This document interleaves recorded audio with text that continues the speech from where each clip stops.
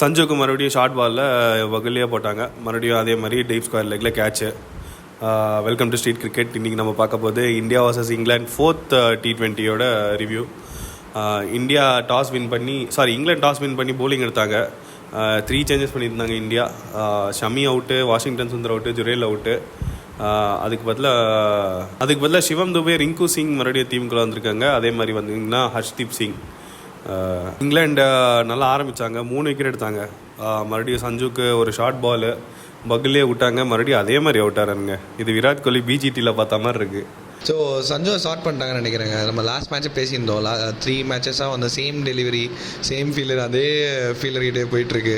So short பண்ணிட்டாங்கன்னு நினைக்கிறேன். ஒரு பேசி பவுன்ஸ் போட்டால் அவுட் ஆகிடுவான்னு நினைக்கிறேன். அதான் அங்கே ஃபீல்டர் வச்சுருக்காங்கன்னு தெரியுது. எதுக்கு மறுபடியும் அதே ஷாட்டு?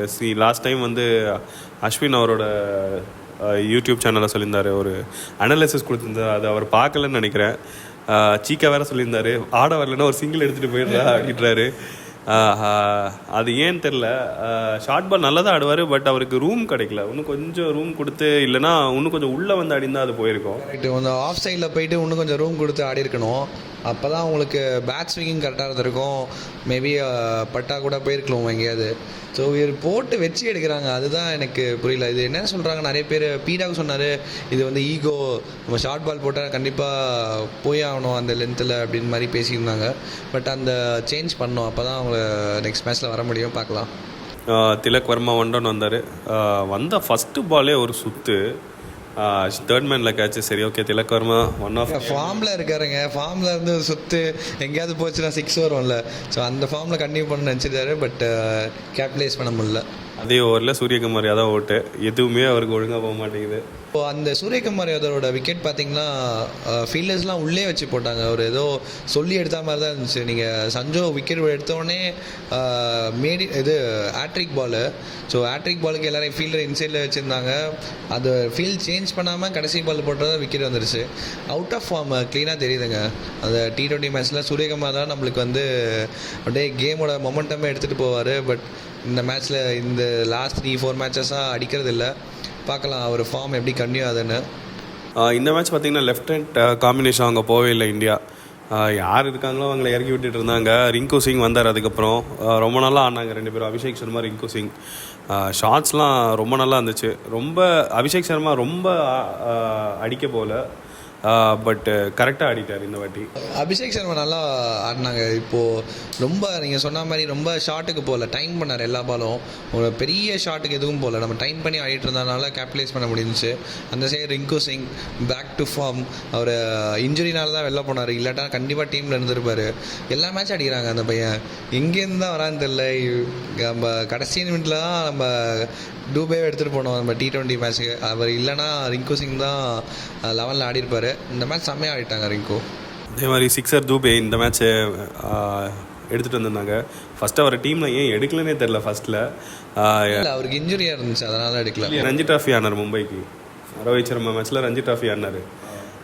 ஏன் அவர் டீமில் செலக்ட் பண்ணலன்னு தெரில. வந்த உடனே ஒரு ப்ரில்லியண்ட்டான நாக்குங்க 50.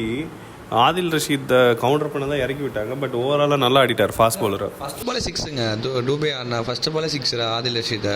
ஸோ ஒரு ஸ்பின்னரை டேக் ஆன் பண்ணுறதுக்கு ஒரே பேட்ஸ்மேன் டூபே மட்டும் தான் இருந்தார். ரிங்கு சிங் ஆடினார், பட் அவர் கேபிட்டலைஸ் பண்ண முடியல. பட் தூபே ஃபஸ்ட் பாலே 6, எல்லா ஷாட்ஸுக்கு தான் போனாங்க, நல்லா ஆட்டாங்க. இந்தியன் கண்டிஷனில் தூபே ஒரு பெரிய ஆள் தான் நிரூபிச்சிட்டான். ஹர்திக் பாண்டியா ஒரு நல்ல இன்னிங்ஸு, மெச்சூராக ஆடினாருங்க. வந்ததுலேருந்தே கொஞ்சம் அக்ரெசிவாக தான் போனார். ஷாட்டெல்லாம் எப்பா என்ன அடி, நோ லுக் ஷாட்டு அந்த மாதிரிலாம் இல்லாமல் ஒரு மாதிரி ஸ்ட்ரைட்டாக சிக்ஸஸ் எல்லாமே நல்லா இருந்தது. இல்லை, அவர் வரும்போது பார்த்தீங்கன்னா உங்களுக்கு off the team down. So ஒரு மெச்சூர் இன்னிங்ஸ், ஒரு 10 ஓவர்ஸ் இருந்துச்சு வெளில. ஸோ 10 ஓவர்ஸ் வெளில இருக்கும்போது உங்களுக்கு ஆஃப் த டீம் டவுனை கொஞ்சம் மெச்சூர்டாக ஆடினான்னு நினைக்கிறேன். ஸோ ரொம்ப பெருசாக போடல, ஸ்ட்ரெயிட்டாக பேட் ஆடினார், ரொம்ப சுற்றலை. ஸோ மெச்சூர் இன்னிங்ஸ் தான் நினைக்கிறேன். அதே மாதிரி ஜாஸ் பட்லரோட கேப்டன்சி சொல்லி வேணும். ஃபீல்ட் செட்டெல்லாம் இருக்கட்டும், அந்த சூரியகுமார் நீங்கள் சொன்ன மாதிரி ஹேட்ரிக் முடிஞ்சதுக்கப்புறம் கூட அந்த ஃபீல்ட் செட்டு வச்சுருந்தார். அதே மாதிரி திலக் வர்மாதும் தேர்ட் மேன் லைட்டாக கொஞ்சம் உள்ளே இருந்த மாதிரி இருந்துச்சு அந்த இதுக்கு. ஸோ அவரோட ஓவர் சேஞ்சஸ்ஸு எல்லாமே நல்லா இருந்துச்சு. கேப்டன்சி ஒரு மாதிரி கூலாக பண்ணிட்டார். 180 அடிச்சிட்டாங்க. பட் இருந்தாலும் நல்ல ஸ்கோர் தான், பார் ஸ்கோர் தான் அந்த கிரவுண்டுக்கு. ஸோ இதுதாங்க பேஸ்பால் கிரிக்கெட்டு. ஷார்ட் லெக்கு எல்லா ஃபீல்டர்ஸும் உள்ளே வச்சு போடுறாங்க. இதுதான் பேஸ்பால் கிரிக்கெட்னு நினைக்கிறேன். பேட்டில் மட்டும் இல்லை, ஃபீல்டிங்லேயும் பவுலிங்லேயும் வச்சுருக்காங்க. இங்கிலாண்டோட பேட்டிங் ரொம்ப நல்லா ஆடினா, ரொம்ப நல்ல ஸ்டார்ட்டு. எஸ்பெஷலி பென் டக்கெட் ரொம்ப நல்லா ஆடினாருங்க. அதுவும் வருண் சக்கரவர்த்திலாம் முன்னாடியே கொண்டு வந்துட்டாங்க. ரிவர்ஸ் ஸ்வீப்பு அதே மாதிரி வந்து ஃபாஸ்ட் பவுலர்ஸை டேக் ஆன் பண்ணது ரொம்ப நல்லா இருந்துச்சு. ஃபில்சாட் வந்து ஒரு எண்டில் அப்படியே ஆடிட்டார். 60 ஃபார் நோலாஸ்ன்றது பவர் பிளேயில் ஒரு நல்ல ஸ்கோராக இருந்துச்சு. அவங்க டங்கன் நம்மளால் ஒன்றுமே பண்ண முடியல. அவர் ஃபார்முக்கு வந்துட்டார், ஒரு ஈஸியாக ஆட்டு போகிறாருங்க. அந்த அஷ்தீப் சிங்கோட ஓவர் பார்த்திங்கன்னா 2 4 அடித்தார். ஒரு ஃப்ளிக்கு தான், ஒரு ஃப்ளிக்கில் 2 4. ஸோ அந்த மாதிரி ஒரு ஃபார்மில் இருக்க பேட்ஸ்மேன் பார்த்தாலே தெரியுது. ஸோ அவர் கண்டிப்பாக இருந்திருந்தால் இந்த மேட்ச்சை வின் பண்ணியிருப்பாங்க.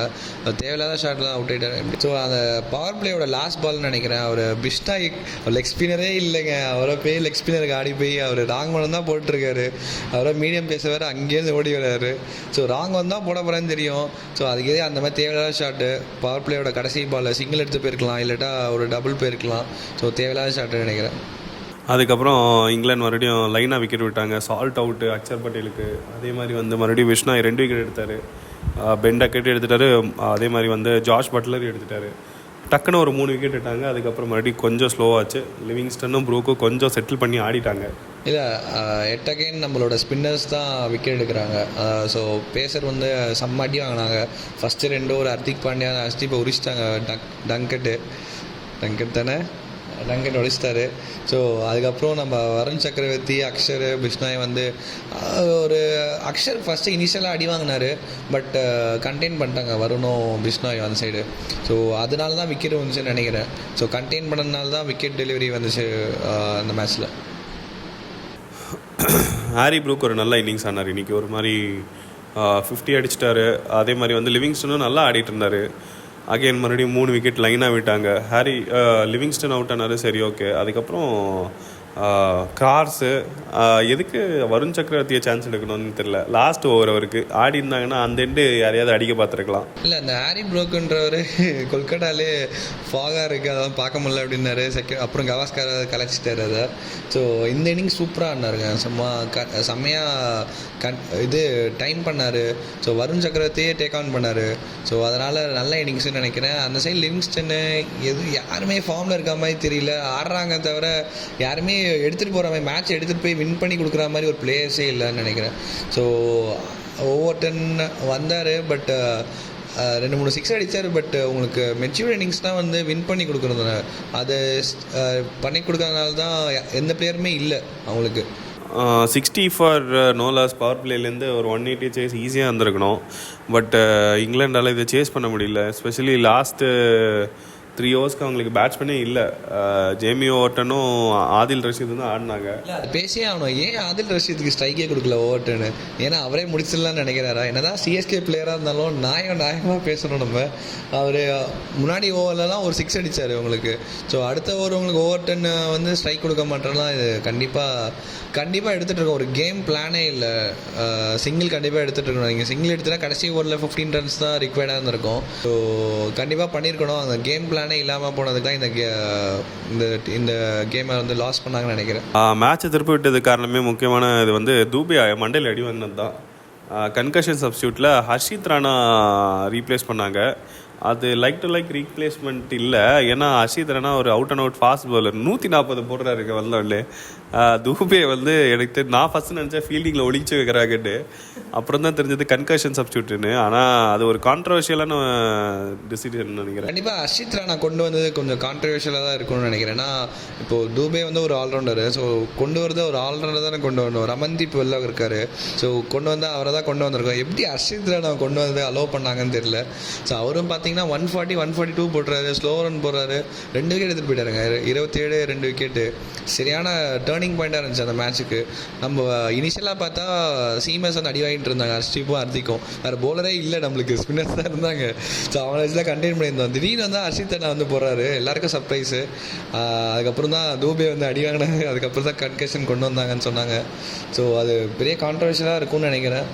சாம்சங்கோட ஃபார்ம் கொஞ்சம் கன்சர்னாக இருக்குது. 4 மேட்ச்சில் ஒரே மாதிரி அவுட் ஆகிறாரு. அதுதான் ஒரு பிரச்சனை. வேறு மாதிரி அவுட் ஆனாலும் கூட பரவாயில்ல. ஏன்னா வெளில வெயிட் பண்ணுற பிளேயர் வந்து எஸ்எஸ்வி ஜெய்ஸ்வாலுங்க. அவர்லாம் உள்ளே வந்தார்ல நேராக டீமில் ஆடக்கூடிய பிளேயர், 3 ஃபார்மேட்லேயே அடிக்கிறாரு. அதுக்கு தான் சஞ்சு மாதிரி ஒரு பிளேயர் பார்த்தீங்கன்னா ஒரு மேட்ச் வின்னிங் இன்னிங்ஸ் ஆடணும், அப்போ தான் கொண்டு வருவாங்க. மேபி அவர் 100 அடிச்சிருக்கலாம், ஒரு சவுத் ஆஃப்ரிக்காவில் போய் 100 அடித்தார். பட் அவர் கன்சிஸ்டண்ட்டாக பண்ணார் தான் அவங்களுக்கு டீமில் இருக்கிற மாதிரி இருக்கும். ஏன்னா வெளில உட்கார பிளேயர் தான் பெரிய பிளேயர். ஜெய்ஸ்வால் இருக்கார், கில்லு கூட இருக்கார். உங்கள் கில்லை நீங்கள் மறந்துட்டீங்க பார்த்தீங்களா? ஜெய்ஸ்வால் இருக்கார், வைஸ் கேப்டன் வேறு நம்மளுக்கு. ஸோ ஜெய்ஸ்வால் இருக்கார், கில்லு இருக்காங்க. ஸோ இஷான் கிஷன்லாம் இருக்கான், வெயிட் பண்ணிக்கிட்டு தான் இருக்காங்க.